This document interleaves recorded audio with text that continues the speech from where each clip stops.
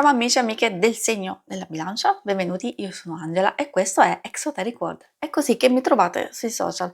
Questo è l'oroscopo settimanale dal 27 aprile al 3 maggio.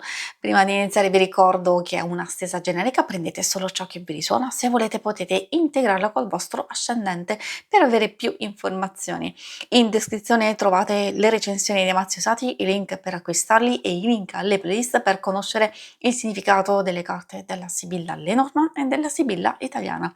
Vi invito a iscrivervi e abbonarvi al mio canale per sostenere il mio lavoro. Vi ringrazio moltissimo se lo farete o lo avete già fatto. E adesso partiamo. Andiamo innanzitutto a capire le energie principali, poi vedremo i segni zodiacali da attenzionare, l'amore, il lavoro e le finanze.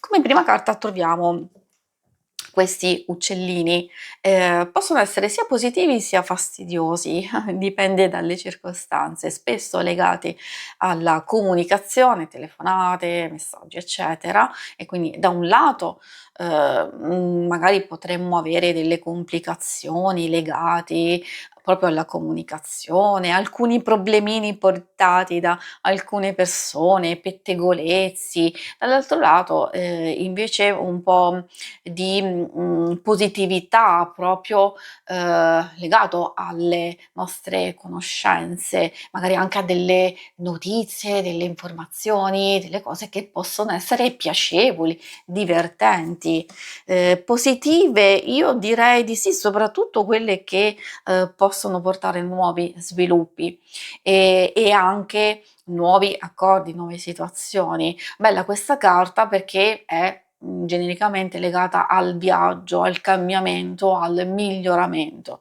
Riguardo i nostri desideri, forse anche a un guadagno o per alcuni magari una trasferta, un'avventura, un viaggio vero e proprio. Direi perfetto per chi magari si sta organizzando per approfittare del weekend.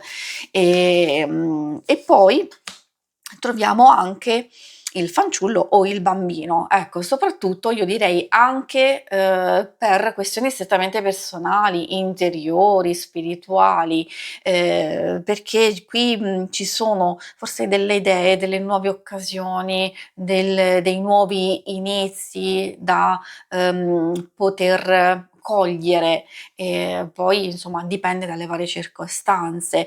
Quelle che consiglio sono principalmente legate al proprio benessere, all'aspetto della salute a livello psicofisico e per le questioni pratiche anche di benessere, lavorativo e di ricerca. I segni zodiacali da attenzionare, sono principalmente quelli di acqua e quindi abbiamo Cancro, Scorpione e Pesci, pochetto anche quelli di Aria, Gemelli, Bilancia e Acquario. Procediamo adesso con l'ambito amore.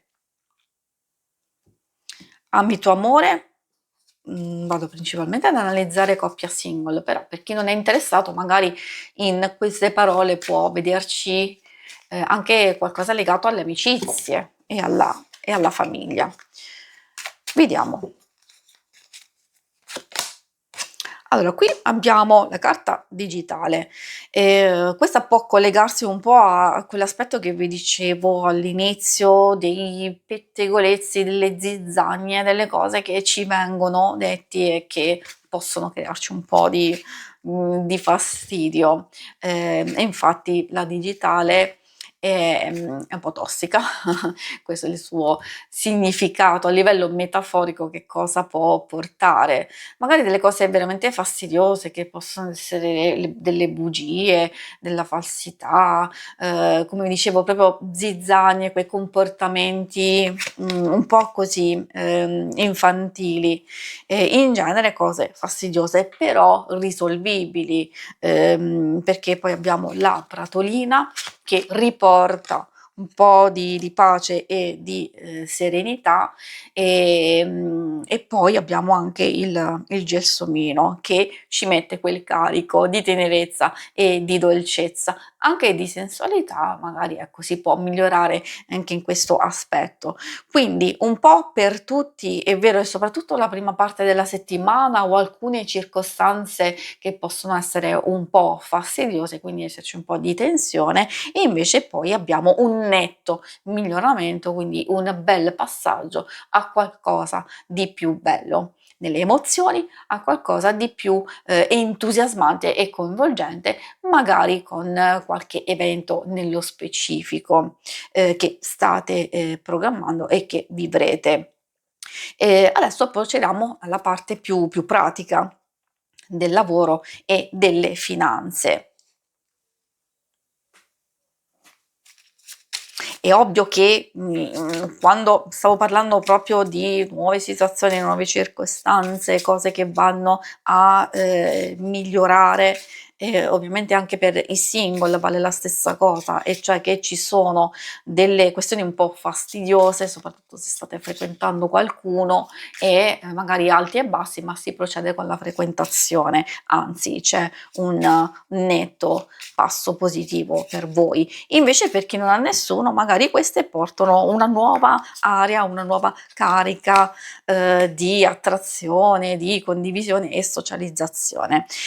E per le questioni pratiche vi dicevo che magari la parte che si deve attenzionare è proprio legata alla dispersione di energia, a chi ruba il vostro spazio, il vostro tempo.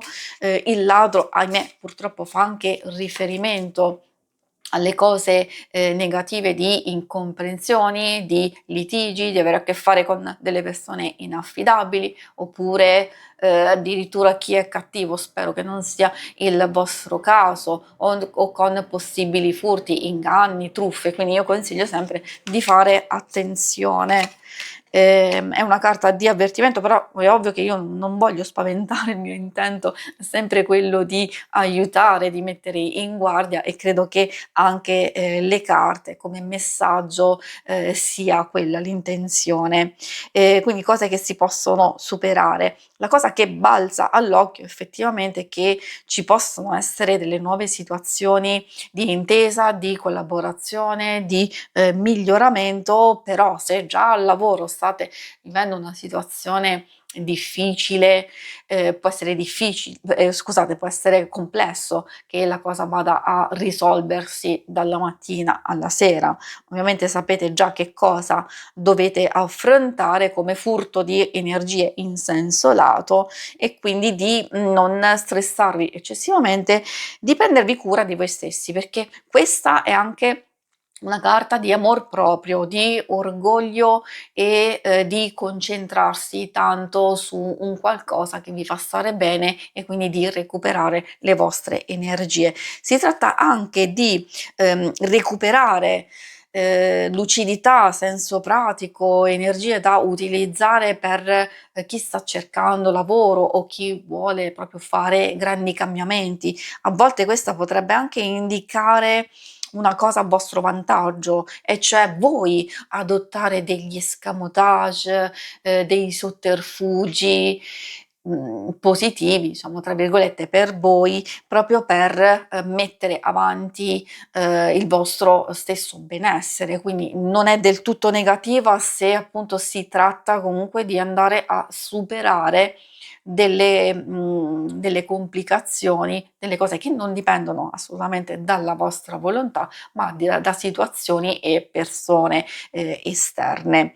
Si conclude qui la lettura, vi ringrazio per avermi seguita. Se volete in alto a destra trovate il logo per iscrivervi al canale, mentre in basso trovate le schermate per vedere il vostro oroscopo mensile e lunare quindicinale. Alla prossima, vi auguro una buona settimana. Ciao!